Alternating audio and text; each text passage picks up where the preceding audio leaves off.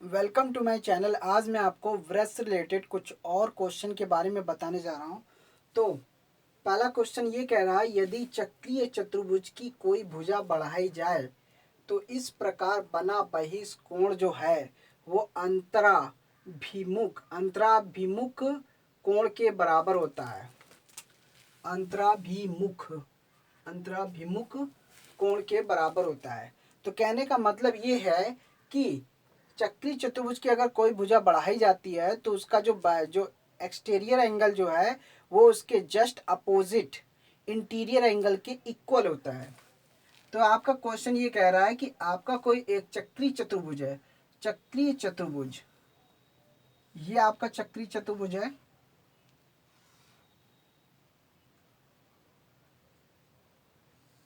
ये A B C D. Question में आपको ये कहा जा रहा है, क्वेश्चन में ये आपको गिवन है कि एक सर्किल है और उस सर्किल का एक सर्किल के चतुर्भुज के चारों शीर्ष जो है एक वृत्त पर स्थित है। जब किसी सर्किल के चारों शीर्ष वृत्त पर अगर स्थित है तो वो चक्री चतुर्भुज होता है। तो क्वेश्चन में यही दिया है कि चक्री चतुर्भुज की कोई भुजा बढ़ाई जाए। अगर मान लेते ए बी भुजा को अगर हम डी ई तक बढ़ाते हैं, ए बी भुजा को अगर डी तक एक्सटेंड किया जाता है तो इस प्रकार जो कोण बनता है ये वाला ई बी सी, ये जो कोण है ये इसके जस्ट अपोजिट जो एंगल बनता है वो ये के बहिष्कोण जो है एक्सटीरियर एंगल जो है इसके जस्ट अपोजिट इंटीरियर एंगल के इक्वल होता है। ये हमें प्रूफ करना है। तो प्रूफ में आपको ये प्रूफ ये करना है, angle A D C is equal to जो होगा वो सी बी ई, या इसको ऐसे कर सकते हैं एंगल ई बी सी। तो कहने का मतलब जिस भी एंगल को हम लेते हैं वो वाला वर्टेक्स हमेशा बीच में होता है। अब आपको ये प्रूफ करना है। तो कैसे होगा? तो आपको ये तो पता है कि रूल्स आपको पता है कि चक्री चतुर्भुज के जो हैं वो सम्मुख कोणों का जो योगफल होता है वो 180 डिग्री होता है। तो हम ये कह सकते हैं कि चक्री चतुर्भुज के सम्मुख कोणों का योगफल 180 डिग्री होता है। अगर हम इस वाले कोण का और इस वाले कोण को अगर हम जोड़ दें तो ये इन दोनों कोणों का जो योगफल होगा वो एक 80 डिग्री का एंगल होगा, क्योंकि चक्री चतुर्भुज की कंडीशन में चक्री चतुर्भुज की कंडीशन में तो angle A D C plus angle A B C is equal to 180 degree, क्योंकि ये चक्री चतुर्भुज है। चक्री चतुर्भुज का कंडीशन यही कहता है कि अगर चक्री चतुर्भुज के किसी भी युग्म के सम्मुख कोणों का योगफल 180 डिग्री होता है। अब आती है हमें तो प्रूफ ये वाला एंगल इसके इक्वल लगाना है। अब हम क्या करते हैं, अब ए बी ई एक आपकी एक सरल रेखा है और सरल रेखा के बीच में दो एंगल आपको दिख रहे हैं। तो यहाँ पे सरल रेखा जो है आपका एक 180 डिग्री के फॉर्म में होता है और ये जो 180 डिग्री है ये दो एंगल में बटा हुआ है। तो हम इसको ऐसे लिख सकते हैं, इसको इक्वेशन फर्स्ट डाल देते हैं। तो angle A B C plus angle C B E is equal to 180 degree. तो ये आपका हो गया, ये लीनियर इक्वेशन के ये लीनियर लाइन के माध्यम से हुआ है, क्योंकि एक सरल रेखा जो होती है वो 180 डिग्री होता है। अब यहाँ पे क्या करते हैं, इक्वेशन फर्स्ट एंड टू में क्या कहता है, जब आप इक्वेशन फर्स्ट एंड टू लोगे तो आपका ये वाला जो पोर्शन होगा ये वाला पोर्शन कट जाएगा। तो आपको बचेगा क्या, ये वाला पोर्शन और ये वाला पोर्शन 180 डिग्री दोनों साइड इक्वल है।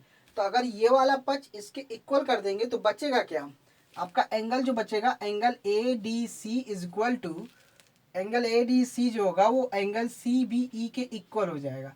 तो आपको यही प्रूफ करना है कि यदि चक्री चतुर्भुज की कोई भुजा बढ़ाई जाए तो इस प्रकार जो बना बहिष्कोण जो होगा वो अंतराभिमुख कोण के बराबर होगा।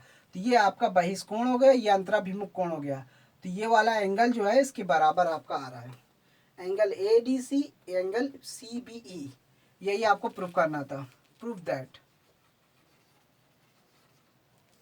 तो बस आपको दो कंडीशन लगानी है, चक्री चतुर्भुज के सम्मुख कोणों का योगफल जो होता है वो 180 डिग्री ले लीजिए, और दूसरा जो इक्वेशन बनाना है तो आपको एक लीनियर लाइन ले लीजिए, लीनियर, तो दो कोणों का योगफल जो होगा वो 180 डिग्री हो जाएगा, क्योंकि एक सरल रेखा है, यानी कि ए जो है एक सरल रेखा है, इसलिए आपको 180 डिग्री आप प्रूव कर देंगे। 180 आप डिग्री दोनों की सेम हो गई।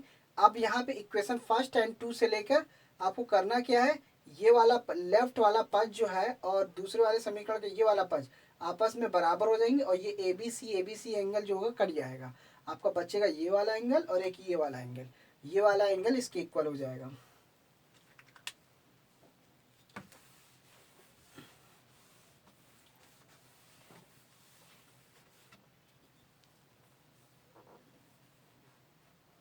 अब आ जाता है सेकंड क्वेश्चन।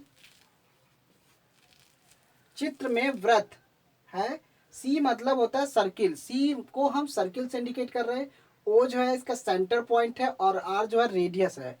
तो यहाँ पे चित्र में वृत्त जो है, वृत्त के लघु चाप पी क्यू का जो अंश माप है वो 100 डिग्री है, और दीर्घ चाप का मान रेडियन में ज्ञात करना है।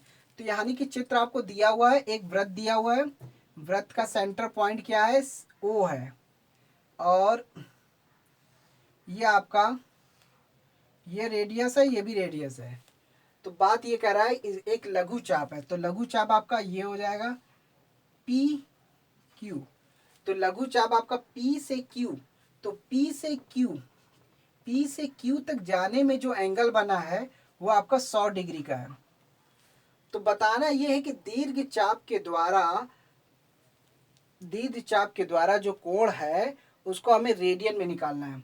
तो आपको पता है कि लघु चाप के द्वारा जो एंगल बनता है वो तो आपको 100 डिग्री दिया हुआ है, लेकिन दीर्घ चाप क्या होता है, ये देखो लघु चाप जो है पी से क्यू है, लेकिन जो दीर्घ चाप होगा वो क्यू से पी होगा, क्यू से पी। तो क्यू से पी ये, तो इस चाप के द्वारा, दीर्घ चाप के द्वारा जो बना एंगल होगा वो हमेशा, ये कंप्लीट सर्किल है, कंप्लीट सर्किल होता है तो उसको हम 360 डिग्री से घटाते हैं। तो ये 360 डिग्री में से लघु चाप के द्वारा जो एंगल बन रहा है उसको घटा देते हैं, तो घटाते हैं तो आपका 260 डिग्री आ जाता है। अब आ जाती है दीर्घ चाप के द्वारा जो कोण बन रहा है, जो कोण निकला है 260 डिग्री, इसको हमें चाहिए रेडियन के फॉर्म में। अगर हमें किसी भी एंगल को रेडियन के फॉर्म में कैसे निकालते हैं, तो कोई भी एंगल अगर दिया होता है उसको हम पाई बटे 180 लिखते हैं, पाई बटे 180 के फॉर्म पाई बटे 180 के रूप में लिख लेते हैं, मल्टीप्लाई कर देते हैं। अब ये 0 से 0 कैंसिल हो गया, और 2 से काटते 2 9 18, 2 1 कम 2, 2 3 6, आपका ये आएगा 13 पाई अपान 9, यही इसका रेडियन फॉर्म है। तो इस दीर्घ चाप के द्वारा जो रेडियन बना, रेडियन कोण जो बना वो 13 पाई अपान 9 हुआ। तो ये है निकालने का तरीका।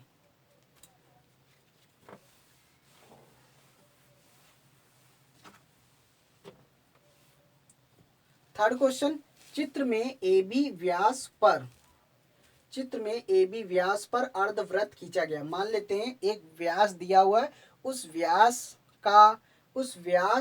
पर एक अर्धवृत्त खींचा गया है, जिस पर सी और डी दो बिंदु हैं, और ए बी एक व्यास है वृत्त का, ए बी एक वृत्त का व्यास है, और उस अर्धवृत्त पर सी और डी दो पॉइंट दिए हुए हैं।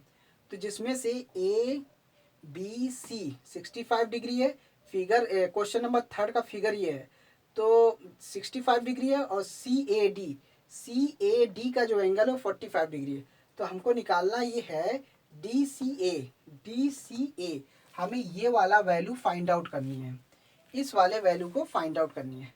अब बात आती है क्वेश्चन थर्ड में, आपको जो चीज़ गिवन है वो तो आप लिख लेंगे। गिवन में क्या दिया हुआ है, ए बी जो है एक वृत्त का व्यास है, और इस व्यास पर एक अर्धवृत्त खींचा गया है, जिस पर दो पॉइंट दिए हुए हैं सी और डी। तो इस तरीके से आपका angle A B C 65 degree है, angle C A D 45 degree दिया है। तो फाइंड आउट ये करना है कि एंगल डी सी ए की वैल्यू निकालनी है। अब आपको क्या करना है, गणना करनी है, कैलकुलेशन। यही तरीका होता है ज्यामिति के क्वेश्चन को सॉल्व करने का, सबसे डिटेल्स में तरीका यही है। लेकिन अगर आपको अगर आपको टाइम बचाना है तो आपको सीधे सीधे सिर्फ कैलकुलेशन पे ध्यान देना है। तो आपको कंडीशन आपके क्वेश्चन में ये रहता है, कंडीशन को फॉलो करते हुए उसके हिसाब से आपको सॉल्व करना है। अब बात आती है, अगर चाहे वो अर्धवृत्त हो, अगर ए बी व्यास पर एक अर्धवृत्त खींचा गया है तो इसका मतलब ये है कि ए और बी जो है ये भी एक वृत्त पर ही वृत्त पर स्थित बिंदु है। तो इस तरीके से A B C D A B C D A B C D एक चक्रीय चतुर्भुज है, चक्रीय चतुर्भुज है। तो ए बी सी डी एक चक्रीय चतुर्भुज है। क्यों? क्योंकि इसके चारों शीर्ष जो हैं एक वृत्त पर ही स्थित है, चाहे पूरे सर्किल पे स्थित हो चाहे अर्धवृत्त पर ही स्थित हो। है तो सर्किल आपका चारों पॉइंट जो हैं इस चतुर्भुज के चारों शीर्ष जो हैं वृत्त पर ही स्थित है। अब वृत्त पर स्थित हैं तो वृत्त के चक्रीय चतुर्भुज के रूल्स को फॉलो करेगा। अब यहाँ पे ये कहता है हमको निकालना है डी सी ए। अब बात आती है चक्रीय चतुर्भुज के सम्मुख कोणों का जो योगफल होता है वो 180 डिग्री होता है। अब आपको ये वाला एंगल ये वाले एंगल के इक्वल, ये वाला angle angle A B C plus angle A D C, इन एंगल का योगफल जो होगा 180 डिग्री होगा। क्योंकि ए बी सी का एंगल 65 डिग्री हो गया और ए डी सी की वैल्यू निकाल लेंगे इस तरीके से, सामने वाले एंगल की वैल्यू पता चल जाएगी। Angle A D C 180 minus 65, तो 10 में से 5 गया, 5 बचा, 7 में से 6 गया, 7 में से 6 गया, आपका बचेगा 1 और ये 1 115 डिग्री। तो ए डी सी की वैल्यू आ गई 115 डिग्री, ये आपको पता चल गया। ये तो चक्रीय चतुर्भुज के हिसाब से निकल गया सामने वाला एंगल। अब आपको निकालना ये है, फाइंड आउट में ये करना है डी सी ए निकालना है। अब किसी भी ट्राइंगल के दो कोण अगर पता होता है तीसरा एंगल अपने आप निकल आता है। तो बात ये आती है अब ट्राइंगल के दो अब हम ट्राइंगल ए डी सी में लेंगे, ट्राइंगल ए डी सी में। अब ये तो पता है कि ट्राइंगल के तीनों एंगल का, ट्राइंगल के तीनों कोणों का योगफल जो होता है 180 डिग्री होता है। अब हम ये लेंगे angle C A D plus A D C plus C A plus D C A. चाहे हम डी सी ए लें चाहे ए सी डी लें, आपको जो एंगल, आपको जिस एंगल को अगर आपको लेना है वो एंगल आपका बीच में होना चाहिए। जैसे कि मैंने इस वाले में एंगल ए बीच में लिया है, क्योंकि हमें एंगल ए लेना है तो हमें इस और इन दोनों पॉइंट के बीच में रखना है। और एंगल अगर डी लेना है तो हमें इन दो पॉइंट के बीच में डी लेना है। और अगर एंगल सी लेना है तो हमें ए और डी के बीच में सी रखना है। तो इस तरीके से आपको इससे ये पता चलता है कि ये सी और डी के बीच का एंगल है और ए और सी के बीच का एंगल डी है, डी और ए के बीच का एंगल सी है। तो ये एक पॉइंट इस तरह से एंगल को लिखते हैं।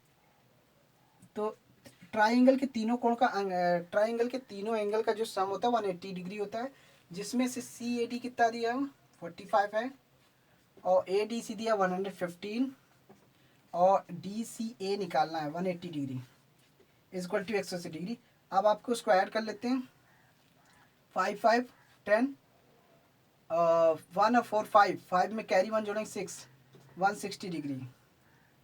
तो 160 डिग्री हो गया plus angle D C A equal to 180 degree. अब D C A equal to 180 minus 160 degree, क्योंकि प्लस की संख्या दूसरी तरफ आएगी माइनस में कन्वर्ट हो जाती है। अब 180 में से 160 घटाएंगे तो 20 डिग्री आ जाएगा। तो यानी कि इस डी सी ए की वैल्यू जो हुई, डी सी ए का जो एंगल हुआ वो 20 डिग्री हुई। तो बस यहाँ पे चक्रीय चतुर्भुज के रूल्स को फॉलो किया है, बड़ी आसानी से क्वेश्चन को सॉल्व कर लिया। आपको ये पता करना, आपको ये बस अंदाजा पता होना चाहिए कि चक्रीय चतुर्भुज के स्पेशल रूल्स आपको पता होना चाहिए। तो मैंने चक्रीय चतुर्भुज के स्पेशल रूल्स के बारे में पहले ही इससे पहले की वीडियो में मैंने बताया है। चक्रीय चतुर्भुज के काफ़ी रूल्स बताए हैं, इसके रूल्स, स्पेशल रूल्स भी बताए हैं, और इसके जो प्रमेय है, थ्योरम है, वो अगर आप पिछली वीडियो को अच्छे से देख लेंगे तो आपको इसका कॉन्सेप्ट क्लियर हो जाएगा कि कैसे इन क्वेश्चन को सॉल्व करना है। अगर इस चक्रीय चतुर्भुज के से रिलेटेड अगर आपको रूल्स पता हैं तो आप चक्रीय चतुर्भुज से रिलेटेड क्वेश्चन को बड़ी आसानी से सॉल्व कर सकते हैं।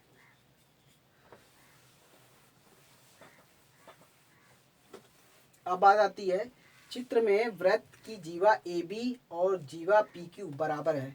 यदि OBA ओ बी ए 55 डिग्री दिया है। ये फिगर, ये क्वेश्चन 4 का फिगर नंबर 4 है जिसमें 55 डिग्री दिया है। तो हमें पी ओ क्यू का हमें एंगल पता करना है। अब आपको ये तो पता है, अगर वृत्त की जीवा, अगर एक ही वृत्त में वृत्त की जीवा अगर दो हैं और दोनों जीवा अगर आपस में बराबर हैं, तो उन दोनों जीवा के माध्यम से जो वृत्त के केंद्र पर जो एंगल बन रहा है वो आपस में बराबर होते हैं, यानी कि ये जो एंगल है आपस में सेम होंगे। ये एक रूल्स है, वृत्त से रिलेटेड रूल है। अगर वृत्त की जीवा अगर बराबर हैं तो उनके द्वारा केंद्र पर जो बना कोण होता है वो आपस में बराबर होगा। लेकिन हमें निकालना क्या है, हमें तो वैल्यू दी हुई ओ बी ए की वैल्यू 55 डिग्री है दी हो, तो हमें यहाँ पे केंद्र क्यूपी के द्वारा जो सेंट्रल पर जो कोण बन रहा है वो हमें वैल्यू फाइंड आउट करनी। कैसे निकलेगा ये तो आपको पता होना चाहिए। तो यहाँ पे कैसे निकलेगा, आपको ये तो पता है ना, ए बी, आपको ये गिवन दैट दिखाना पड़ेगा, गिवन दैट ए बी और पी क्यू एक जीवा है और बराबर है। तो कहने का मतलब ए बी और पी क्यू जो है, ए बी और पी क्यू जो है वो जीवा है। ए बी और पी क्यू जो है एक वृत्त की जीवा है। ए बी और पी क्यू जो है एक वृत्त की जीवा है और बराबर है। तो हम कह सकते हैं जीवा ए बी जो है is equal to P Q, दोनों आपस में सेम है। अगर किसी वृत्त की जीवा अगर सेम है तो उसके केंद्र पर जो बना कोण होता है वो भी बराबर होता है। अब यहाँ पे हमें ये देखना है एंगल ओ ए, साइड ओ ए और ओ बी, ओ पी और ओ क्यू, ये तो रेडियस है, क्योंकि सेंटर से परिधि तक की जो दूरी होती है वो रेडियस होती है। रेडियस तो सेम है, तो ये वाली रेडियस, ये दोनों आपस में सेम है। तो ये वाला जो एंगल है, ये वाला एंगल अगर ये वाला 55 डिग्री है तो ये वाला भी एंगल आपका 55 डिग्री होगा। क्यों? क्योंकि ये साइड आपस में सेम है, ये साइड आपस में सेम है, ये रेडियस इसके बराबर, ये रेडियस इसके बराबर है। अगर किसी भी ट्राइंगल की तीनों साइड सेम होती हैं और उसी के संगत दूसरे त्रिभुज की भी उसी की संगत भुजा, यानी कि वो भी दूसरे त्रिभुज की भी भुजा जो है तीनों साइड एक दूसरे के अगर बराबर हैं, तो त्रिभुज जो होता है वो आपका सर्वांगसम होता है। और सर्वांगसम होने की कंडीशन में तो उनके एंगल भी सेम होते हैं।